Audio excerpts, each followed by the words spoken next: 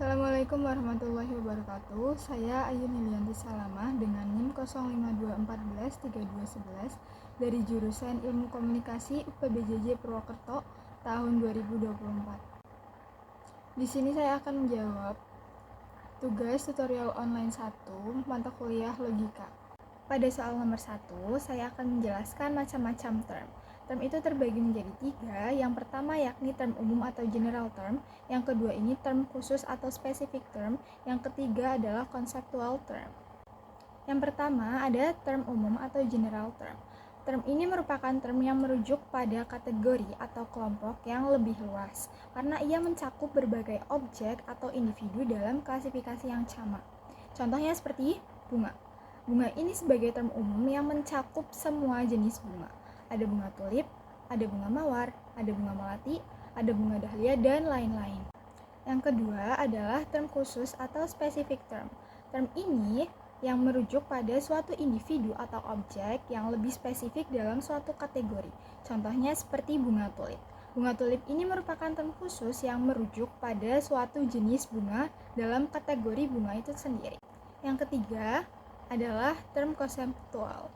Pada term ini merupakan term yang merujuk pada suatu ide atau konsep yang lebih abstrak dan seringkali tidak terlihat pada contoh yang konkret. Contohnya seperti keadilan. Keadilan ini merupakan term konseptual yang merujuk pada ide tentang kesetaraan. Pada soal nomor 2, saya akan menyebutkan apa saja bentuk sesat berpikir atau logical fallacy. Logical fallacy ini ada 3. Yang pertama ada ad hominem, yang kedua ada straw man, dan yang ketiga false dilemma. Yang pertama adalah ad hominem.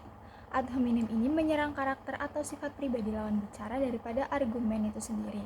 Sebagai contoh, kamu tidak bisa mempercayai pendapat tentang pendidikan kepada seseorang karena ia sendiri tidak berpikir secara logis dan kritis.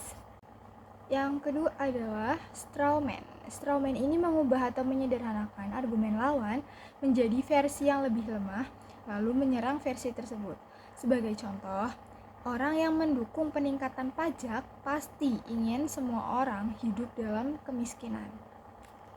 Yang ketiga, ada false dilemma.